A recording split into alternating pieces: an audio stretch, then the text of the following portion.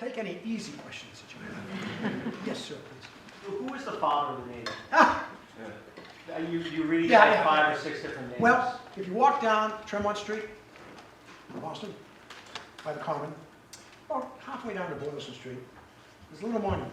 The monument is to John Barry, the father of the American Navy. Now, the reason they give him that is that Barry was the senior captain when the 6 captains were appointed. So he was the first captain by seniority appointed, and he had served. So, yeah. The fact that he has a statue there and he's an Irishman in Boston might have something to do with it. But he was in Philadelphia. But he's Irish, so nonetheless. But John Barry usually recognizes that. Yes. I have a similar type of question, having lived in Beverly a long time. Yeah. I know what you're going to ask. What is the deal with you ride in Beverly and the birthplace of the Navy, but so is Marvel that they fight over it all the time? You drive into Beverly, and as you enter Beverly, there's the sign that tells you birthplace of the American Navy. Drive into Marblehead, there's a sign, birthplace of the American Navy. So, the answer is, John Glover came from Marblehead. Right. The Hannah was fitted out in Beverly. Okay. So, it's kind of a joint thing, but don't tell them. No, No one in Beverly or Marblehead. No, they don't. No, They no. can't seem to get on the same No, page. no, no. Oh, they can't come on. It's a rivalry that's gone on for 200 years. But yeah, so, Okay, that makes sense. yeah, Glover comes from Marblehead. The Hannah is fitted out.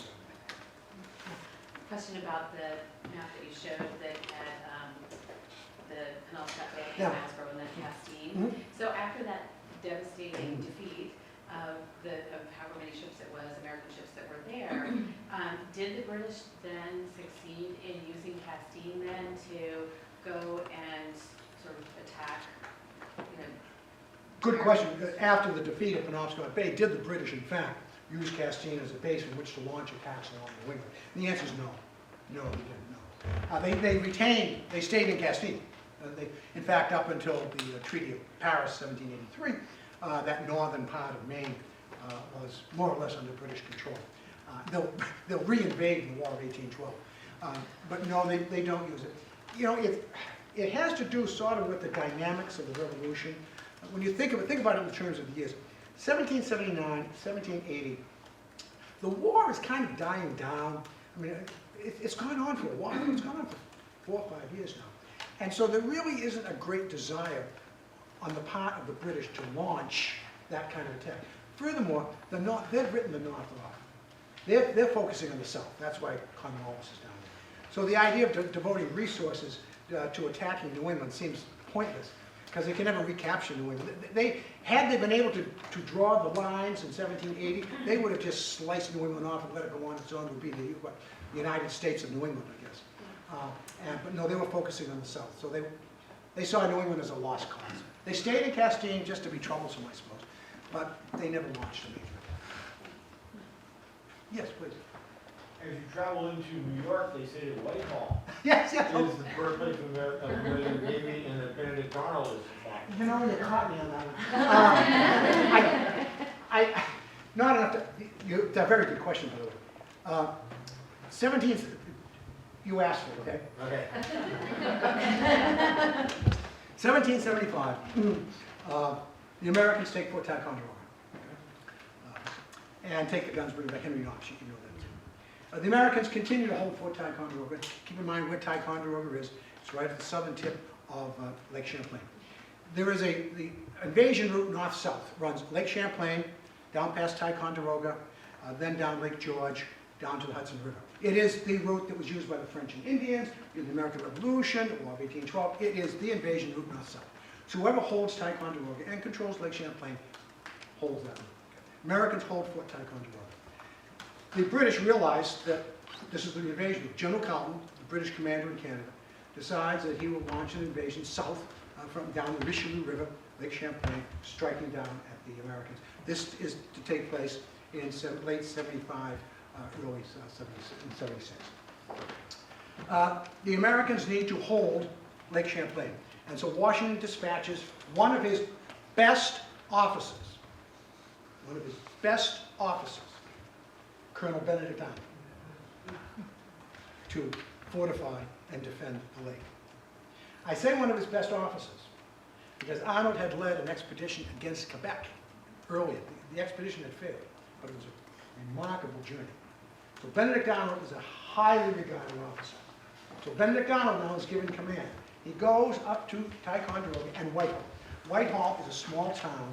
It's called Scainsborough, Whitehall. It's called Whitehall today, but we call it Scainsborough then. It's right at the tip. There's a, not to get confused with geography, but from the end of Lake Champlain, it's kind of a long, narrow lake. It's kind of marshy, really.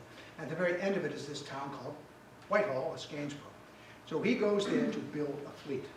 And he does. He builds a series of vessels. Takes them out onto Lake Champlain. In the meantime, General Carleton is coming down. We're now into the summer, or early fall, 1776. General Carleton is coming down with his army, and with a Navy force as well. At a place called Valcour Island, in October 1776, a place called Valcour Island, which is on the west side, about midway up Lake Champlain, on the west side, the two fleets meet. Carleton wins the battle. Okay. Sends Benedict Arnold and his fleet scurrying away. But what Benedict Arnold had done was to trade space for time. It is now October 1776. You don't want to be spending a winter in northern Vermont or Canada. Carleton knows that. It's too late in the season, too late to continue the advance south. And so Carleton retreats, even though his fleet have been victorious, Carleton returns to Canada, saying, next year I'll get it. Well, comes next year, Carleton is recalled, by the way, not a happy camper. And in his place comes General Burgoyne. And so in the next year, 1777, General Burgoyne repeats Carleton advance. By this time, the Americans have had a year to get ready. General Gates, General Horatio Gates is there. He's organized an army, you know the story. Burgoyne advances south. His supply lines are extended, very, very thin, very, very thin. He has to protect those supply lines. In the meantime, the Americans are picking at him. Various battles, Battle of Bennington in Vermont. Finally, Burgoyne gets to a place called Saratoga. And there he meets the American encampment, the fortifications of the Americans. In order to succeed, Burgoyne must strike through General Gates' fortifications. Burgoyne simply, at this time, his army is extended, he's weaker, so, Valcour Island, Benedict Arnold, bought time at Valcour Island. Benedict Arnold, by the way, guy's got a bad press, you know? He was probably the best combat commander on both sides. I blame it all on his wife. Is that when they were traveling, the British troops coming down and were going, were they traveling with their families? Like they had wives and children and? When a British army moved, and this is true of many armies, by the way, not just the British, they didn't go light. And so officers often brought their wives with them. One of the sources we have about Burgoyne is a diary kept by General von Reisedel's wife. Okay? So, and the story is told that Burgoyne came south with a whole wagon train of everything from furniture to fine wine, etc., etc. Yeah, they didn't travel light. Can't follow that. But again, that was often true of most armies. Everybody came along. So yeah. Yes, please. I wanted to ask you about Benedict Arnold's failed attempts in Maine to, what was he trying to do? Yeah, I've heard stories about it. Yeah. Washington arrives to command. He's in Cambridge. He's thinking about the harbor. He's got that. Henry Knox has bring those cannon back from Ticonderoga. Benedict Arnold proposes attacking Quebec by a land route. Now the way to do this, think about the geography, is Arnold organizes an army. When I say an army, by the way, 700 or 800 men, not a large number. And this army is transported by water from Newburyport, Massachusetts, up the coast, up the Kennebec River. Okay? And you go up the Kennebec River as far as you get. And from the Kennebec River then, it's overland towards Quebec. Now, maybe some of you have driven this. It's Route 302, I think it is. It runs through the wilds of Maine. It's not all that far, but it is hellish. It is thick forests, swamps, etc., etc. So Arnold is leading his men then on this march to Quebec, up the Kennebec through the forest. They want to get over the falls to a place called the Chaudière River. Once they get to the Chaudière River, then it's down to the St. Lawrence, then take a right and red Quebec. In the meantime, General Montgomery, Richard Montgomery, is advancing in a different direction. He's coming up the St. Lawrence, okay, from the west. He's coming up the St. Lawrence. So the idea is that these two armies will converge on Quebec, which is the key to North America. The key fortress, key to North America. Arnold gets through with a lot. By the way, Kenneth Roberts, the rather well-known novelist, or historical novelist, wrote about this march to Quebec, and it's a wonderful novel based on historical stuff. So Arnold gets his men through after they finish eating their shoes, you know, that sort of thing they ran out through. They get to the St. Lawrence. And by the way, one of their disappointments, they thought, you know, as soon as we get into Quebec, those French, they're just going to welcome us. They're just going to, bonjour, welcome up. No, didn't happen. They were perfectly happy to be under the British government. In the meantime, General Montgomery is advancing. Well, Arnold and Montgomery finally get together outside the walls of Quebec. General Carleton is in command inside. Enlistments and the men are running out, like they're running out the first of the year. You know, January 1, I'm going home. So they have to do something. Christmas Eve, 1775, they assault Quebec. It's a disaster. Montgomery is killed, and Arnold and his men have to retreat, and they will continue this retreat. And that's the preliminary, the retreat of the Americans, led by Arnold. And then after that, then Arnold at Velcro Island, the British are following the Americans. So yes, so the invasion of Canada. We've invaded, our Canadian neighbors might wonder, we've invaded Canada several times. Never very successfully. Yeah, it wasn't. Other questions? Oh no! Who let him in? You know, you must have an open door policy. And then you open the door and see what happens. If you were to go back and witness one event from the sweep of the Navy in the Continental period, what would it be and why? I think it would, Montgomery Richard and Serapis. The battle, John Paul Jones in command of Montgomery Richard, and engages in battle with HMS Serapis. I think that would have been an amazing moment in battle of those two ships. It is, I don't want to belittle this by any means. I think sometimes it's difficult for us living in the 21st century to understand war. I mean, we read about it in the paper, CNN tells us about it, whatever it is. But imagine for a moment two wooden forts, and that's what these ships are. They're wooden forts, they're floating wooden forts, lying side by side, not more than 100 feet apart, firing at each other, solid iron shot, weighing 24 or 32 pounds at each other. Just bam, bam, bam. It's nothing but brute force, and to imagine the men, the captains, the officers standing through that is just, I think mind-blowing.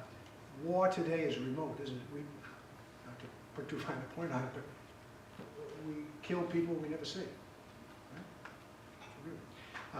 That wasn't the 18th century. That was not the 18th century. So I think that would be an incredible moment. And that's the anecdotally and probably an apocryphal story. It's supposed to be that the commander of Serapis, Captain Preston, called over to the captain of Montgomery Richard, John Paul Jones, and said, "Do you strike, sir?" And Jones is supposed to have replied, "Of course, I have not yet begun to fight." So I'm always I'm always amazed at the wonderful things people can say, quotable things in the midst of battle. Usually my experience is it's monosyllabic and not very eloquent. Other questions? Yes, please. Can you speak to the makeup of the crews in the time? Like, you know, are these people even colonists, or are they just sort of the transient port dwellers Well, most of them are seamen, obviously seamen. The officers tend to, it's kind of what you would imagine in the 18th century. The officer structure is from the higher class, merchant families, that sort of thing. Not wealthy, because then you have the sailors. Large number of sailors, African American, as was the case in the 18th century, 19th century. Going to sea, free African Americans, was the one place where there was a degree of equality. And most of the ships were sailing out of the north. So So, well, hard to say, 15, 20% probably African Americans. And the others just sort of the people that we've forgotten that don't show up. They do show up occasionally on prison lists. When sailors, American sailors were captured, they're often put, well, they're put in prison, certainly in England, but they're also put on prison ships. And there was a very notorious prison ship in New York, in Brooklyn, just off of it is today, called the Jersey. And it's told that each morning the guards, the British guards on board the Jersey, would open the hatch and call down and say, "Americans, turn out your dead." And then they would send up the bodies of the men who had died during the evening. Washington, during the war, POWs, certainly taken on both sides, Washington would not exchange soldiers for seamen. In other words, Washington held British soldiers, and the British held American soldiers. And they did exchange. American soldiers exchanged for British soldiers. But Washington would not exchange soldiers for seamen. So seamen who were taken prisoner, privateers or continental seamen, were not exchanged. They usually spent the duration of the war or until they escaped in some fashion in prison. Have I exhausted? Oh, yes. On that same thing, you said privateer's not a pilot. Right. Doesn't that depend on what side the privateer's on? Yes, it would. Yes, it would. It's all in your view, isn't it? Certainly, the British would view them as pirates. In fact, I was once in a bar. I want to say bar, that sounds so déclassé. I was in a tavern along the coast of southern England. I got in a conversation with a local resident who did insist, by the way, that John Paul Jones was a pirate. We had a discussion about that. But no, they weren't, legally they were, as long as they had the commission, as long as they had the commission. And by the way, the problem with privateers is they weren't too careful. That is to say, is it an American ship or a British ship? Did they have a flag? Well, everybody had flags. I mean, So they were identifiable by the Brits? oh no, every captain carried a locker down below with flags of every nation. How else would you get close to the enemy? Okay? Oh no, Bonhomme Richard is flying the British flag. As HMS Serapis comes up to Bonhomme Richard, Captain Preston calls out, "Who are you?" And John Paul Jones replies, "The Princess Royal." At the same time, opening the gun ports. Oh yes, fine, the real sure all the time. No, there was no honesty there. But the privateers could be rascals. And they would often take vessels that were American vessels. And then you'd have large, or they wouldn't record it at all. No, they were legal, but a bit rascals. Yes? I was reading the book, I can't remember the author's name, but it talked about the role of the Dutch, particularly after Saratoga. Is there any, what impact particularly the Dutch, maybe their Navy are coming out of the Caribbean, have in the war, if any? It wasn't the Dutch Navy that had much of an impact, it was Dutch money. And there again was John Adams. John Adams is in The Hague negotiating for a Dutch loan from bankers, the Dutch bankers. So it was Dutch money, well, one slight, there was a Dutch island in the West Indies, still there today, obviously, St. Eustatius. And St. Eustatius was theoretically neutral. And it was a nexus point where vessels coming with munitions, etc., come to St. Eustatius. American vessels would go to St. Eustatius and bring things back. So the Dutch would turn a blind eye to that. But it was Dutch money. The Dutch bankers helped to finance the American Revolution. Yes? Question, what percentage of our trade would have been shipping, shipbuilding, cod, things like that, pre-Revolutionary War era? Because I know one of the big negotiating things was that we would get access to the Georges Banks for fishing after the war. The maritime trade, if you include fishing in that, and then the carrying trade, was, well, and it was everything other than agriculture. Tobacco, no cotton, by the way, remember that, no cotton, time period, cotton. But it's all of the money that is made in trade. It's made in exporting. Washington, for example, is very much trading farm wheat and other things too far across down to the West Indies. Trade is absolutely essential. And shipping. It is estimated that on the eve of the American Revolution, one third of all of the shipping in the British Empire, which is a huge number, was built in America. So the shipbuilding, supplying the ships, the Port of Boston, you can imagine the ship chandlers, the sailmakers, the caulkers, the riggers, all of those enterprises.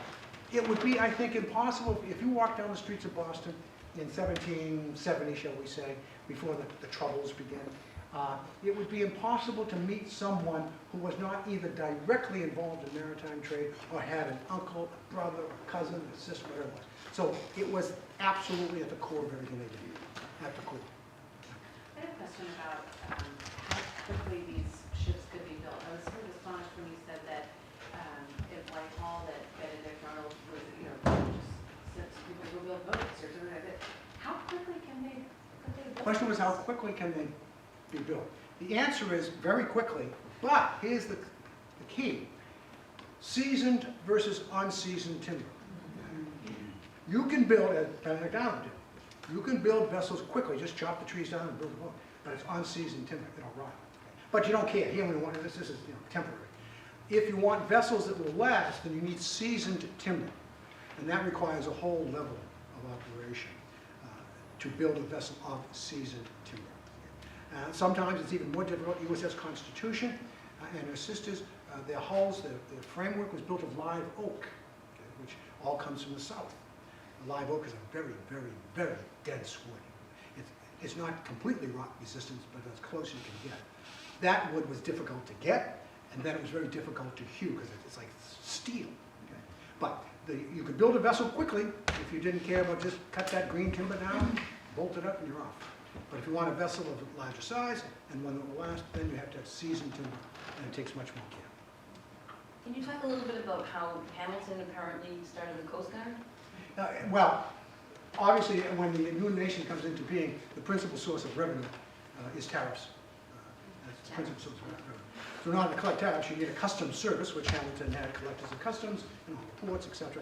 And then you need an enforcement mechanism, and so the revenue cutter service is established. The revenue cutter service is, of course, the ancestor to the Coast Guard. The revenue cutter service will combine with the lighthouse service, with the life-saving service, and create a Coast Guard in 1915.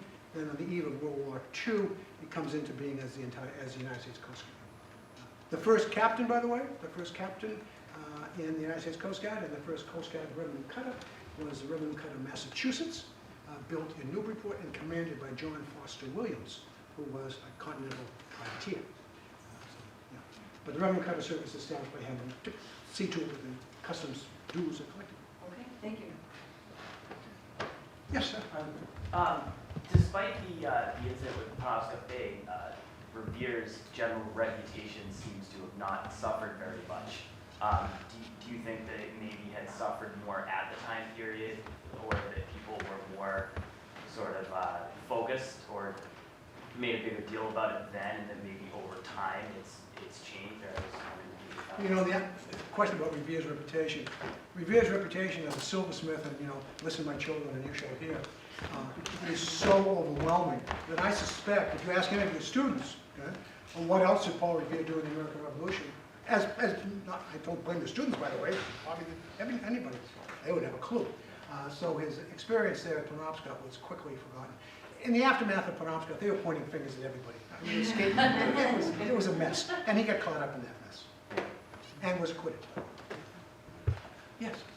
I find Benedict Arnold one of the most fascinating figures of the Revolution. Do you feel that what started his downwards trend was that Gates got all the credit for Saratoga, even though Arnold knew that Gates was not and it proved later in the war, he was a subpar general commander, and he proved that later in the war. Do you think that's what really spurred Arnold on later on to, I'm not getting credit for this was my shining moment?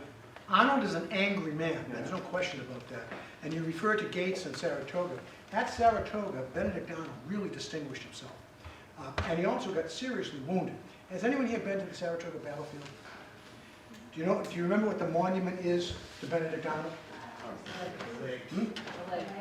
A boot. With no name on it. There was a monument to Benedict Arnold at Saratoga, and all it is a granite boot with no name on it. He was seriously injured, and he never really recovered. He wasn't combat ready after that. Okay? So he's very angry. He's very angry. He doesn't get promoted. Gates hates him. Gates hates everybody. He's angry at Gates. And this goes back. Then finally, he gets the appointment you know the story, but it's such a wonderful story. He gets appointed to be the military commander of Philadelphia, okay? Which is kind of a plum job, you know, no heavy lifting on this one. But he's a greedy man. He also wants a lot of money. And he begins to get involved in all kinds of little corrupt deals as a military commander. And then he falls in love. He falls in love with Peggy Shippen. Peggy is a Tory. Well, I don't know if she's a Tory, but let's just say the whole family of Tories. That's behind, you can imagine she didn't have inklings.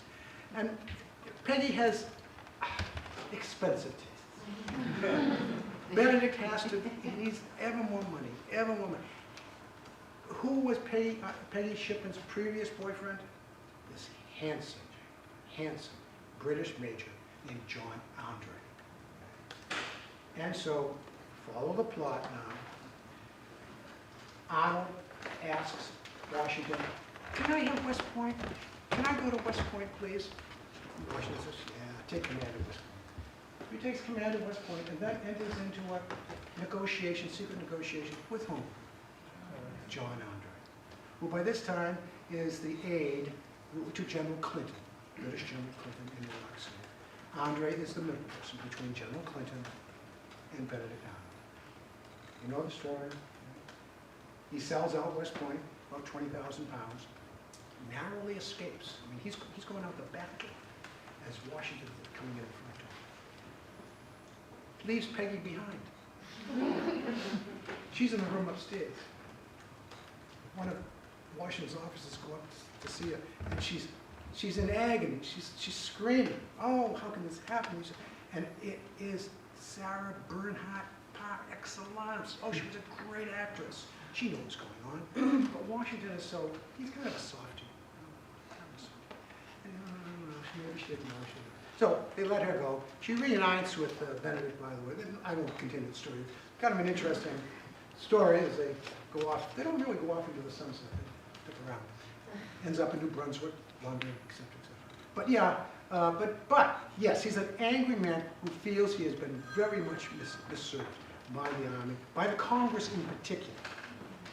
And there's some truth in that. And he's seriously wounded. He had sacrificed himself. Yep. Doesn't work out well for him, but you know, just one mistake. You